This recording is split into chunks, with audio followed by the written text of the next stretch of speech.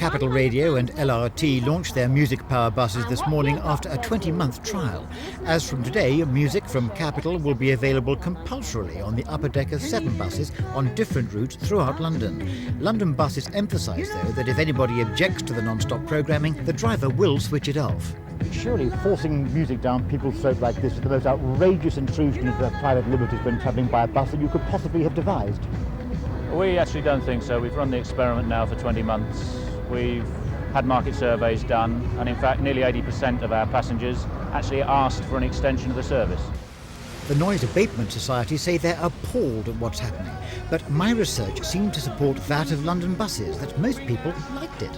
Lovely. Nice. Great. Great. Why? Real. Because it's quite nice. I like it. I like busking as well on the underground. Do you? Yes, which is rather pleasant when you're travelling. It's very nice, it makes you more relaxable. You don't think that it might be nicer for some people not to have any music at all? I don't know, it depends. If you don't like the music, go downstairs.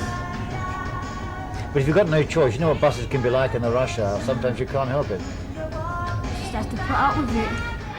And if you are horrified at what you may be in for, London buses do say that they have 4,993 other buses on London Street that are not equipped with hot and cold running Chris Tarrant, David Jensen, Graham Dean and all the others, at least so far. Department of Transport regulations forbids the playing of music on radios or hi-fis to the annoyance of other passengers, but only when that music is played by the passengers themselves, not by LRT. They can do as they like, it seems. And they threatened or promised, it depends on your point of view, to expand the service if it proves very popular.